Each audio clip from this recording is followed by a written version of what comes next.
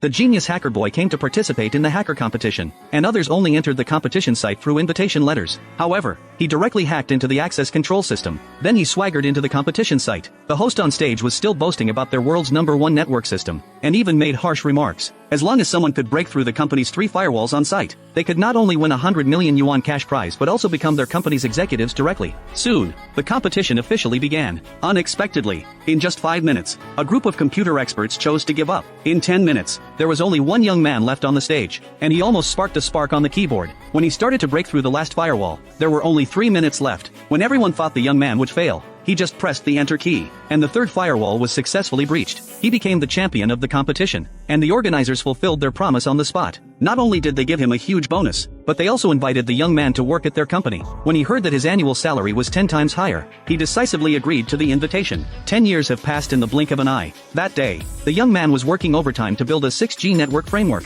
He often worked overtime, causing him physical and mental exhaustion, so he slept directly in the company. Unexpectedly, the newly appointed female manager discovered him and poured a glass of water on the young man's face. When the young man woke up, the female manager directly fired him. The young man was very angry and immediately went to ask the chairman's son for an explanation. As soon as he entered, he saw his ex-girlfriend dating the chairman's son. The young man realized that it was the chairman's son who had asked the manager to dismiss him. After all, the young man's girlfriend is now his personal secretary, and the wealthy second generation would never have thought that he would have to pay a painful price for today's decision. The young man is the world's top network development engineer and the only 6G network expert in their company. In order to invite the young man to work in their company, the chairman has invited him several times. Last night, he worked overtime too late because he dealt with a vulnerability in the 6G network, so he fell asleep in the chair. He never expected the company to use this as an excuse to dismiss him. What makes the young man even more difficult to accept is that his girlfriend has also fallen into the arms of the wealthy second generation. Now he doesn't want to worry about these things anymore. He told the wealthy second generation that the project he is currently responsible for will determine the future of their entire company.